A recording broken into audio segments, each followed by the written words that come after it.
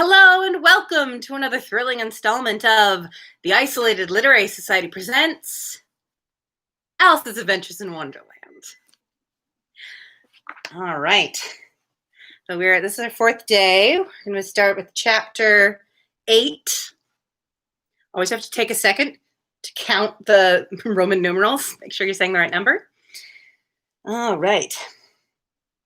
If you somehow stumble across this video out of sequence, you should go back to the playlist and watch the other ones. But yes, we have just left the tea party, the infamous tea party. And Alice has finally found her way into the beautiful garden that she could see through the keyhole of the tiny door.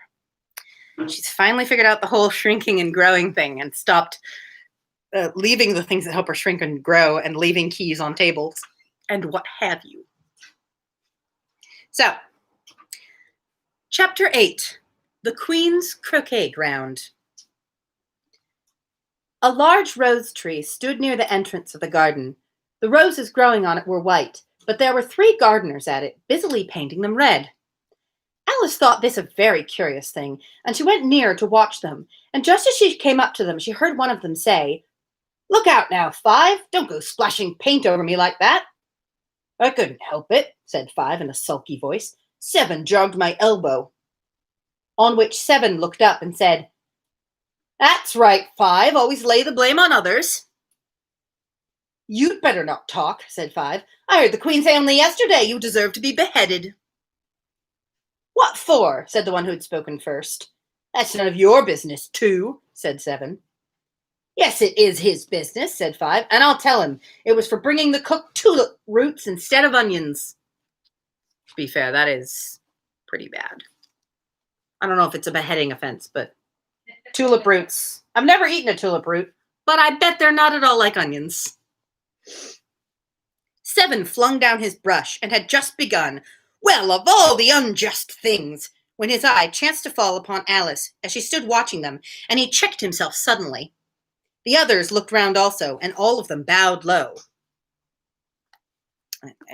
Here we have 2, 5, and 7 painting the roses red.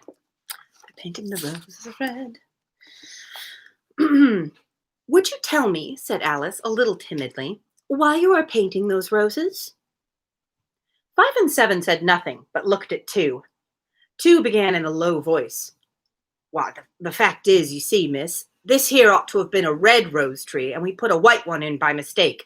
And if the Queen was to find out, we should all have our heads cut off, you know. So you see, miss, we're doing our best afore she comes to—" At this moment, 5, who had been anxiously looking across the garden, called out, "The Queen! The Queen!" And the 3 gardeners instantly threw themselves flat upon their faces. There was a sound of many footsteps, and Alice looked round, eager to see the Queen. First came 10 soldiers carrying clubs. They were all shaped like the 3 gardeners, oblong and flat, with their hands and feet at the corners. Next, the 10 courtiers. These were ornamented all over with diamonds, and walked 2 and 2, as the soldiers did. After these came the royal children. There were 10 of them, and the little dears jumping merrily along hand in hand in couples. They were all ornamented with hearts. Next came the guests, mostly kings and queens, and among them Alice recognized the White Rabbit. It was talking in a hurriedly nervous manner, smiling at everything that was said, and went by without noticing her. Then followed the Knave of Hearts, carrying the king's crown on a crimson velvet cushion, and last of all this grand procession came the King and Queen of Hearts.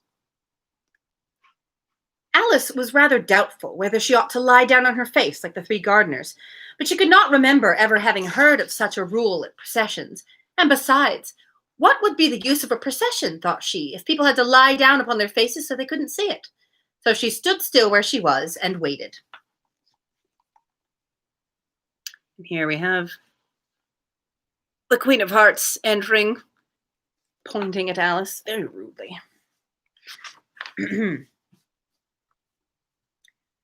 When the procession came opposite to Alice, they all stopped and looked at her, and the Queen said severely, "Who is this?" She said it to the Knave of Hearts, who only bowed and smiled in reply. "Idiot," said the Queen, tossing her head impatiently, and turned to Alice. She went on, What's your name, child? My name is Alice, so please your majesty, said Alice very politely, but she added to herself, why, they're only a pack of cards after all. I needn't be afraid of them. And who are these? Said the queen, pointing at the three gardeners who were lying round the rose tree, for you see, as they were lying on their faces and the patterns on their backs were the same as the rest of the pack, she could not tell whether they were gardeners or soldiers or courtiers or three of her own children. How should I know? Said Alice, surprised at her own courage. It's no business of mine. The queen turned crimson with fury, and after glaring at her for a moment like a wild beast, screamed, Off with her head! Off! Nonsense, said Alice, very loudly and decidedly, and the queen was silent. The king laid his hand upon her arm and timidly said, Consider, my dear, she is only a child. The queen turned angrily away from him and said to the knave, Turn them over. The knave did so very carefully with one foot. Get up, said the queen in a shrill, loud voice, and the three gardeners instantly jumped up and began bowing to the king, the queen, the royal children, and everybody else. Leave off that, screamed the queen. You make me giddy. And then, turning to the rose tree, she went on, What have you been doing here? May it please your majesty, said two in a very humble tone, going down on one knee as he spoke. We were trying... I see, said the queen, who had meanwhile been examining the roses. Off with their heads! And the procession moved on, three of the soldiers remaining by to execute the unfortunate gardeners, who ran to Alice for protection. You shan't be beheaded, said Alice, and she put them into a large flower pot that stood near. The three soldiers wandered about for a minute or two, looking for them, and then quietly marched off after the others. Are their heads off? Shouted the queen. Their heads are off, if it please your majesty. The soldiers, their heads are gone, if it please your majesty. Oh, fine distinction. The soldiers shouted in reply. That's right, shouted the queen. Can you play croquet? The soldiers were silent and looked at Alice, as the question was evidently meant for her. Yes, shouted Alice. Come on, then, roared the queen, and Alice joined the procession, wondering very much what would happen next. It's a very fine day, said the rabbit, said a timid voice at her side. She was walking by the white rabbit, who was peeping anxiously into her face. Very, said Alice. Where's the Duchess? Hush, hush, said the rabbit in a low, hurried tone. He looked anxiously over his shoulder as he spoke, and then raised himself up on tiptoe, put his mouth close to her ear, and whispered, She's under sentence of execution. What for? Said Alice. Did you say, what a pity? The rabbit asked. No, I didn't, said Alice. I don't think it's at all a pity. I said, what for? She boxed the queen's ears, the rabbit began. Alice gave a little scream of laughter. Oh, hush, the rabbit whispered in a frightened tone. The queen will hear you. You see, she came rather late, and the queen said, Get to your places, shouted the queen in a voice of thunder. And people began running about in all directions, tumbling up against each other. However, they got settled down in a minute or two, and the game began. Alice thought she had never seen such a curious croquet ground in her life. It was all ridges and furrows. The balls were live hedgehogs, the mallets live flamingos, and the soldiers had to double themselves up and stand on their hands and feet to make the arches. The chief difficulty Alice found at first was in managing her flamingo. That is a classic line from the book. Yes. And there's Alice with her flamingo. She succeeded in getting its body tucked away comfortably enough under her arm, with its legs hanging down, but generally, just as she got its neck nicely straightened out, and it was going to give the hedgehog a blow to its head, it would twist itself around and look up in her face, which, with such a puzzled expression, she could not help bursting out laughing. And when she had got its head down and was going to begin again, it was very provoking to find that the hedgehog had unrolled itself and was in the act of crawling away. Besides all this, there was generally a ridge or furrow in the way whenever she wanted to send the hedgehog, and the doubled-up soldiers were always getting up and walking off to other parts of the ground. Alice soon came to the conclusion that it was a very difficult game indeed.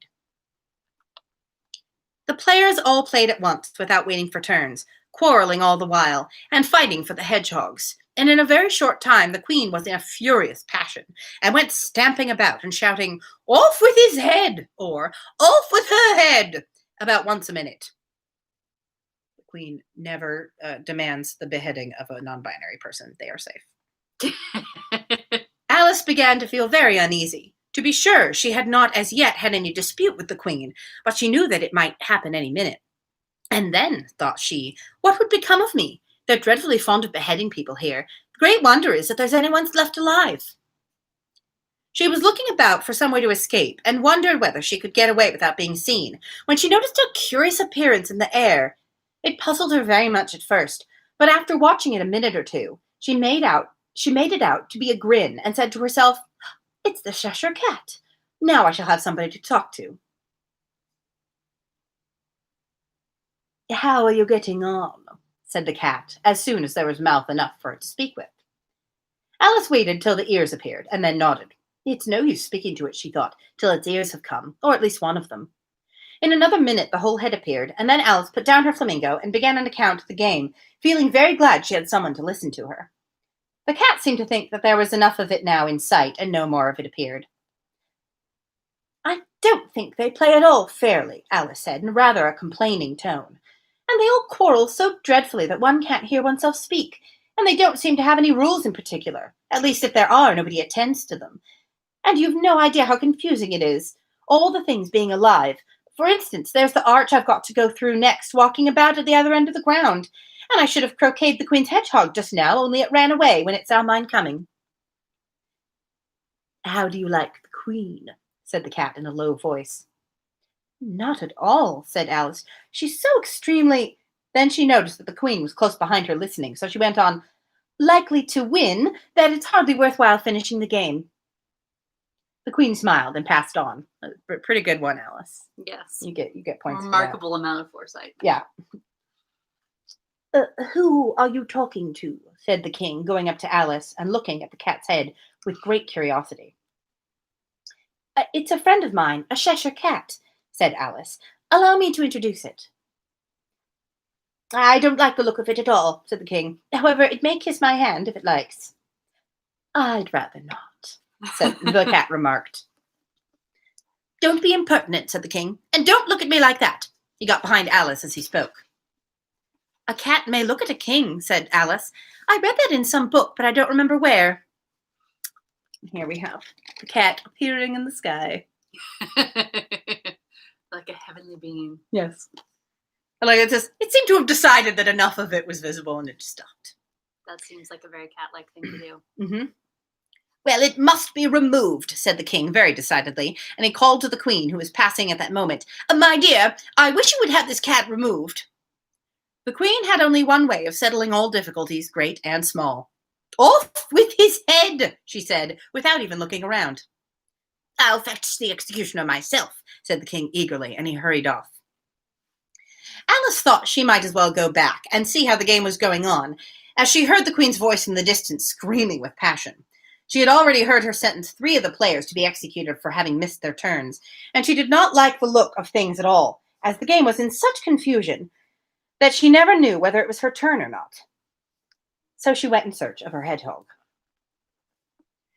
The hedgehog was engaged in a fight with another hedgehog, which seemed to Alice an excellent opportunity for croqueting one of them with the other.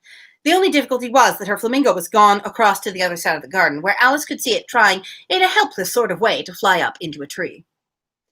By the time she had caught the flamingo and brought it back, the fight was over, and both the hedgehogs were out of sight. "But it doesn't matter much," thought Alice, "as all the arches are gone from this side of the ground."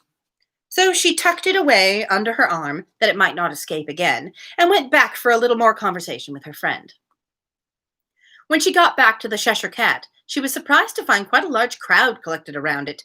There was a dispute going on between the executioner, the king, and the queen, who were all talking at once, while all the rest were quite silent and looked very uncomfortable. The moment Alice appeared, she was appealed to by all 3 to settle the question, and they repeated their arguments to her, though, as they all spoke at once, she found it very hard indeed to make out exactly what they said.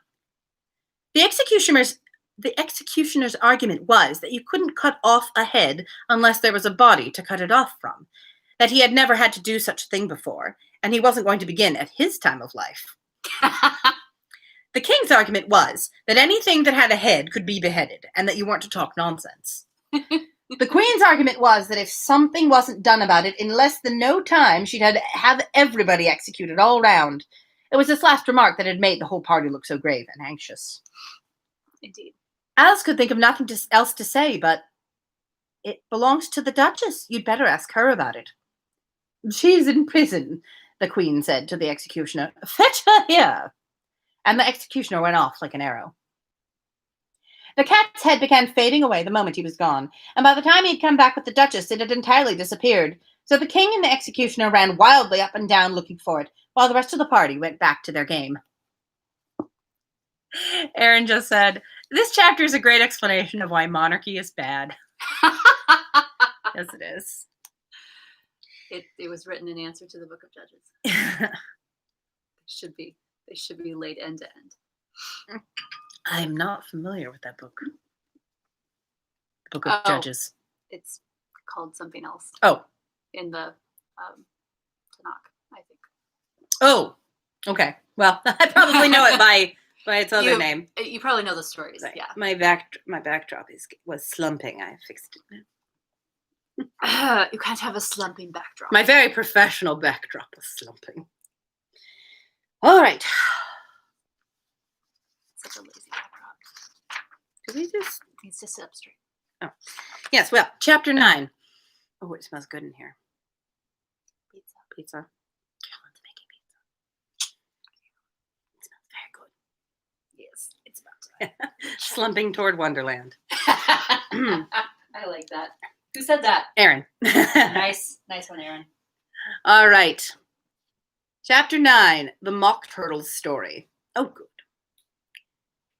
You can't think how glad I am to see you again, you dear old thing, said the Duchess, and she tucked her arm affectionately into Alice's, and they walked off together. Alice was very glad to find her in such a pleasant temper, and thought to herself that perhaps it was only the pepper that had made her so savage when they met in the kitchen. Here we have an illustration to start the chapter of Alice and the Duchess having a little chat. When I'm a Duchess, she said to herself, not in a very hopeful tone, though, I won't have any pepper in my kitchen at all. Soup does very well without. Maybe it's always pepper that makes people hot-tempered, she went on, very much pleased at having found out a new kind of rule. And vinegar makes them sour, and chamomile that makes them bitter, and barley sugar and such things that make children sweet-tempered. I only wish people knew that. They wouldn't be so stingy about it, you know. Chamomile makes them bitter? Is chamomile bitter? It's very curious. I don't think of chamomile as being bitter. Then again, I've only had it in tea. Maybe there's other ways to eat it that are bitter. Yes, Aaron says, spices make people unpleasant. A very English attitude. She had quite forgotten the Duchess by this time and was a little startled when she heard her voice close at her ear. You're thinking of something, my dear, and that makes you forget to talk. I can't tell you now what the moral of that is, but I shall remember it in a bit. Perhaps it hasn't one, Alice ventured to remark. Tut, tut, child, said the Duchess.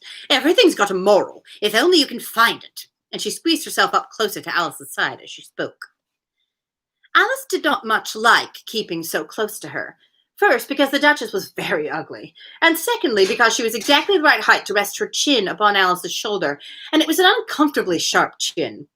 However, she did not like to be rude, so she bore it as well as she could. Very, very nice of you, Alice, to put up with ugly people. This is the first time in the story that she's concerned with being rude. It's a very good point. The game's going on rather better now, she said, by way of keeping up the conversation a little. 'Tis so, said the Duchess, and the moral of that is, oh, 'tis love that makes the world go round. Somebody said, Alice whispered, that it's done by everybody minding their own business. Ah, well, it means much the same thing, said the Duchess, digging her sharp little chin into Alice's shoulder, as she added, and the moral of that is, take care of the sense, and the sounds will take care of themselves. How fond she is of finding morals in things, Alice thought to herself. I dare say you're wondering why I don't put my arm round your waist, the Duchess said after a pause. The reason is that I'm doubtful about the temper of your flamingo. Shall I try the experiment? He might bite, Alice cautiously replied, not feeling at all anxious to have the experiment tried. Very true, said the Duchess. Flamingos and mustard both bite. And the moral of that is, birds of a feather flock together. Only mustard isn't a bird, Alice remarked. Right as usual, said the Duchess. What a clear way you have of putting things. It's a mineral, I think, said Alice. Of course it is, said the Duchess, who seemed ready to agree to everything that Alice said. There's a large mustard mine near here, and the moral of that is, the more there is of mine, the less there is of yours. Oh, I know, exclaimed Alice, who had not attended to this last remark. It's a vegetable. It doesn't look like one, but it is. Oh, I quite agree with you, said the Duchess. And the moral of that is, be what you would seem to be. Or if you'd like to put it more simply, never imagine yourself not to be otherwise than what it might appear to others that what you were or might have been was not otherwise than you would have been would you have appeared to them to be otherwise. I think I should know that better, Alice said very politely, if I had it written down, but I can't quite follow it as you say it. There's nothing to what I could say if I chose. That's nothing to what I could say if I chose, the Duchess replied in a pleased tone. Pray don't trouble yourself to say it any longer than that, said Alice. Oh, don't talk about trouble, said the Duchess. I make you a present of everything I've said of yet. A cheap sort of present, Alice thought. I'm glad they don't give birthday presents like that. But she did not venture to say it aloud. Thinking again? The Duchess asked with another dig in her sharp little chin. I've a right to think, said Alice sharply, for she was beginning to feel a little worried. Oh, Tilo, welcome back. I hope your little man is doing okay. Nothing terrible.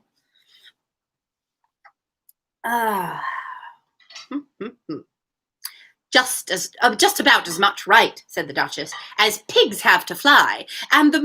But here, to Alice's great surprise, the Duchess's voice died away, even in the middle of her favorite word, moral. And the arm that was linked into hers began to tremble. Alice looked up, and there stood the Queen in front of them with her arms folded, frowning like a thunderstorm.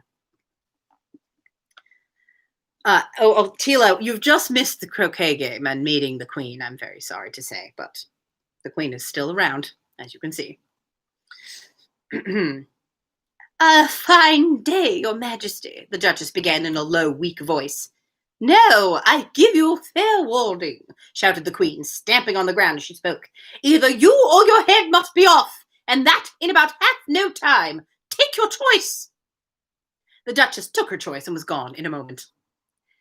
Let's go on with the game, the Queen said to Alice, and Alice was too much frightened to say a word, but slowly followed her back to the croquet ground. The other guests had taken advantage of the Queen's absence and were resting in the shade. However, the moment they saw her, they hurried back to the game, the Queen merely remarking that a moment's delay would cost them their lives.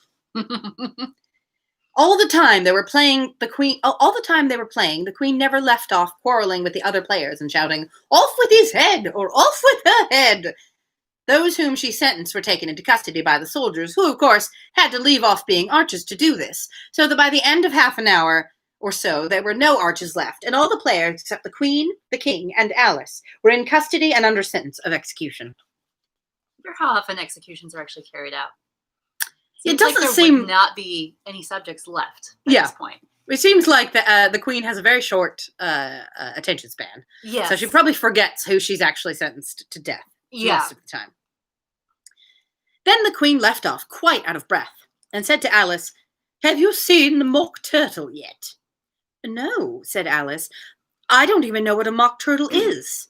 "It's the thing mock turtle soup is made from," said the Queen. "I never saw one or heard of one," said Alice. "Oh, come on then," said the Queen, "and he shall tell you his history." Any children who might be hearing this, turtle soup used to be a thing. People made soup out of turtles. And, of course, that was expensive. So mock turtle soup became a thing. But they made a soup which I believe was made out of pork and was made to taste like turtle soup. This is why in Teenage Mutant Ninja Turtles, the cartoon, Splinter would regularly say he was going to make the turtles into turtle soup, which as a child, I was like, what a weird threat.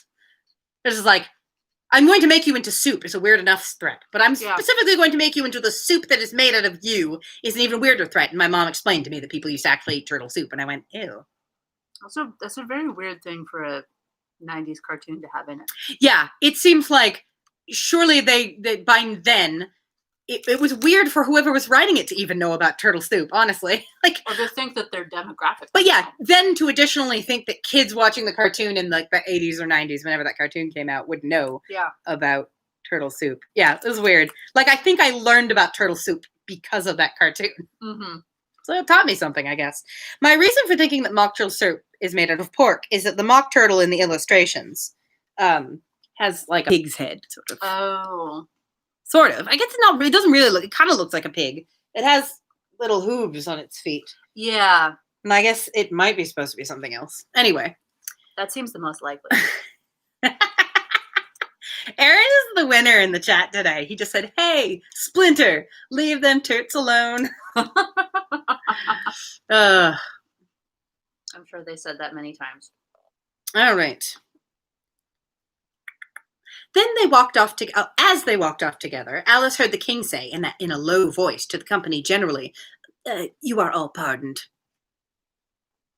Come, that's a good thing, she said to herself, for she had felt quite unhappy at the number of executions the queen had ordered.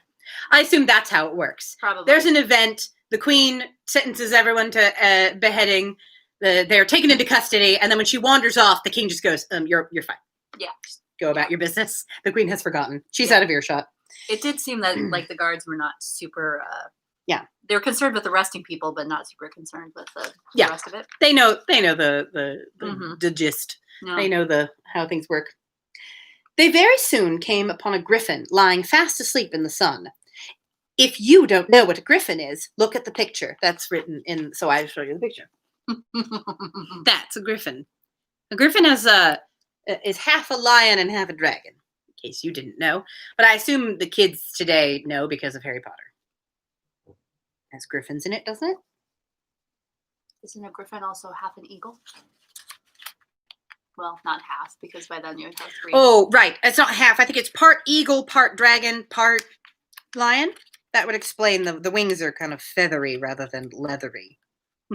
Which dragon wings are usually depicted as more like more like I've usually seen a griffin as having an eagle's head and chest and wings, obviously, and then a lion's body. Yeah, this one just is. It's got ears. So maybe that's why I thought it was a dragon. Maybe it's just an eagle and a lion. Maybe I'm wrong about griffins.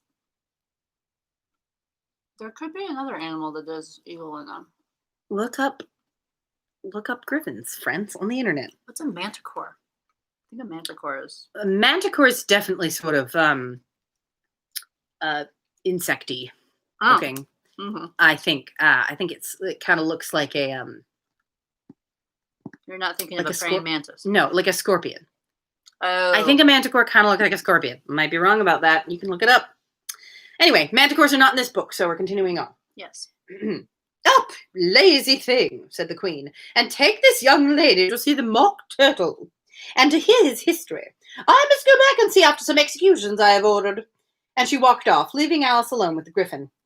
Alice did not like the look of the creature, but on the whole, she thought it would be quite as safe to stay with it as to go after that savage queen, so she waited.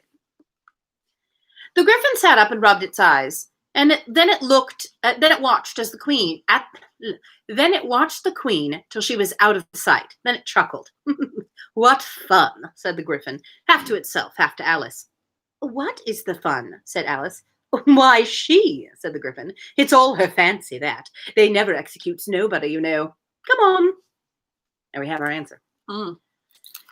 Everybody says, come on here, thought Alice, and she went slowly after it. I never was so ordered about in my life. Never. I don't know. You're a British child. I feel like you probably were ordered about quite a lot. Mm-hmm. And she orders herself about. That's very true. They had not gone far before they saw the mock turtle in the distance, sitting sad and lonely on the little ledge of rock, and as they came nearer, Alice could hear him sighing as if his heart would break. She pitied him deeply.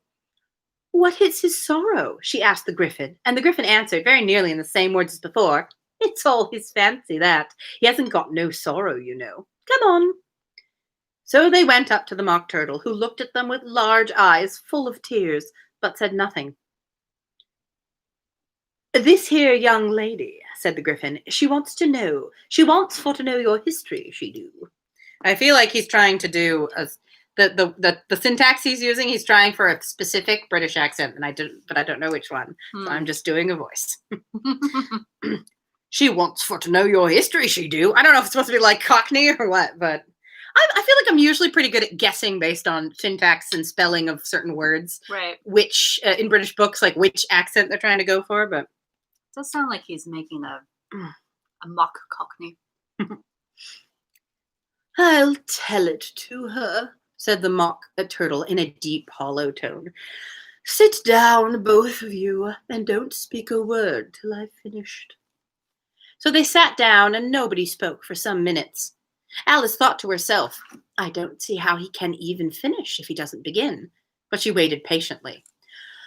Once, said the Mock Turtle at last, with a deep sigh, I was a real turtle. These words were followed by a very long silence, broken only by an occasional exclamation of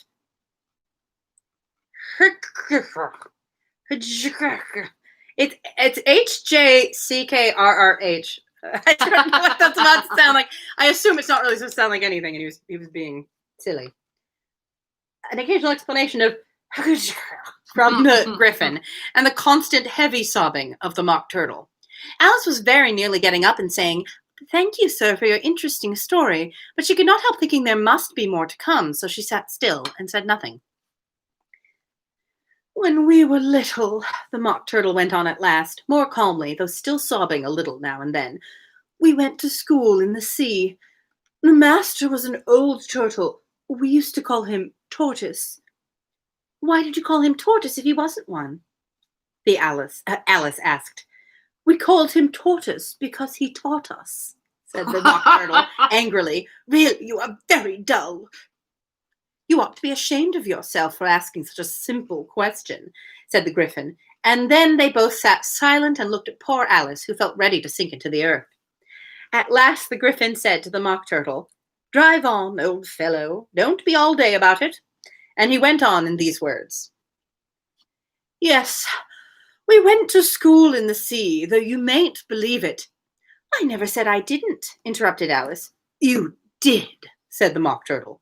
Hold your tongue, said the Griffin, before Alice could speak again. The Mock Turtle went on. We had the best of educations.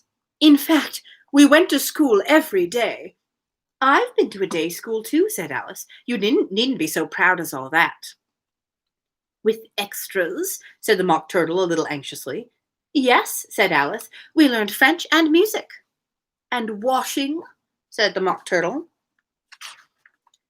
Certainly not, said Alice indignantly. Then yours wasn't a really good school, said the Mock Turtle in a tone of great relief.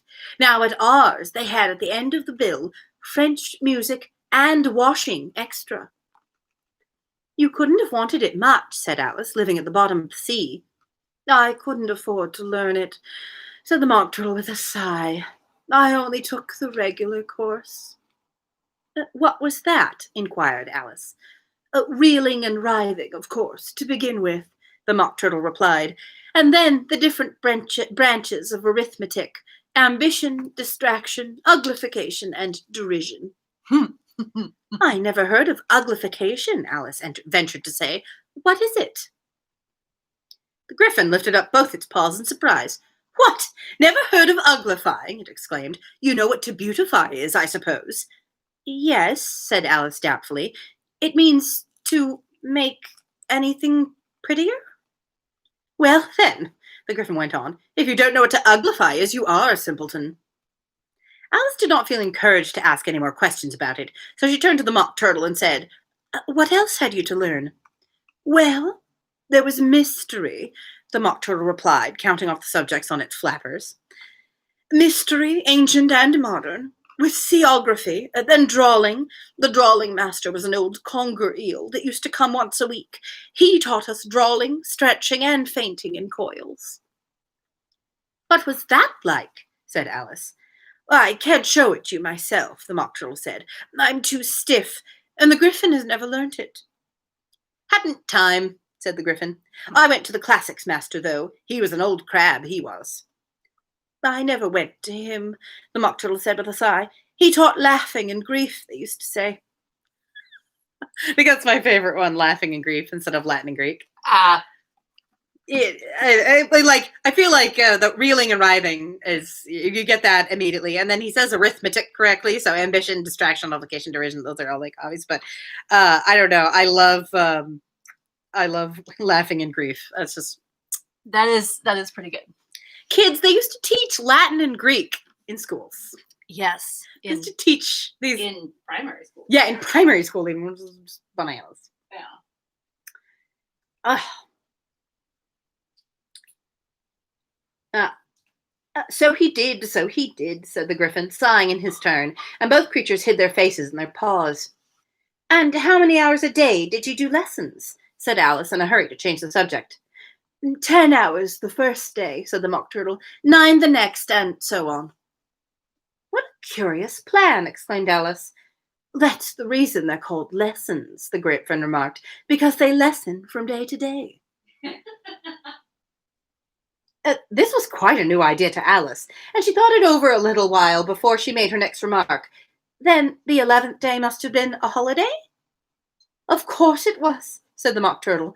And how did you manage on the 12th? Alice went on eagerly. That's enough about lessons, the Gryphon. That's enough about lessons, the Gryphon interrupted in a very decided tone. Tell us something about the games now. That is the end of that chapter. And I've been doing 2 chapters every day, but we're a little short. And the next one is the Lobster Quadrille. And I really want to Lobster Quadrille. Let me see how long this chapter is. Is it better to go a little over today or a little under? Do we want to wait in anticipation for the Lobster Quadrille tomorrow? It is Friday tomorrow. If today was Friday and we'd have to wait all weekend for the Lobster Quadrille, I might be enticed to go on. But Carolyn is eating pizza right in front of me, and that's making me very hungry. So sorry. That's all right. I think we will save the Lobster Quadrille to tomorrow. Oh, Tila, that's amazing that Latin stuck around at your school till right before you started. That's quite amazing. Also, are you ashamed that you didn't save Latin? I saved Latin. What did you ever do? What's that from? Oh, Rushmore, the movie. It's a good movie. I haven't watched it in many years. I might feel differently about it now, I suppose. It's been at least 10 years since I've seen it. Yes, we'll save the Lobster Quadrille for tomorrow. Little anticipation for you all. I'm trying to err on the side of a little shorter than a little longer with this one because I got, with the last 2 books, I kind of was going on, and then we went through the books very quickly. And also, I don't know, I kept losing track of time and going on for an hour or more. So we'll keep these ones nice and short, sweet, and to the point. So, anywho, Friday Night Quadrille. Yes, Erin, it'll be lovely. All right, what do you think, Pepper? Is tomorrow a good day for the Lobster Quadrille? He's like, tell me more about this lobster. He is also being driven crazy by me eating pizza in front of him. Yes, he's very cross. Now, I can go make myself some pizza, but he can't, unfortunately. No. He's like, don't rub it in. Anywho. Oh, okay. Yeah, Deal was saying her dad used to translate old choir songs. That's fun. Anywho, thank you, everyone, for tuning in. I hope you enjoyed today's reading. Hi, Michelle. Seeing this later. I hope you enjoyed it. We will be back tomorrow, 6 p.m. Pacific again. Then we'll take the weekend off and be back on Monday. If you're new to the stream, links below to the playlist where you can go back and listen to the beginning of the book. There's also links to my website, my store, where I sell my music, and also I have a short story collection, an audiobook that I have released of short stories I wrote. That's fun. If you like hearing me read things, there's more of that for you. Slightly more professional sounding with less commentary and breathing and things like that. I went through and edited out all the breaths. It's quite tedious. You never think about how much work an audiobook is for the editor until you go in and you have to edit out all the all that. So anyway, anywho's, yes, also link below to my tip page, sarahshay.com/tips. If you're in a position to throw me a couple of bucks, if you're enjoying the story, it'd be greatly appreciated. Times are tough. So yes, I will see you all hopefully tomorrow. Bye. Who found him?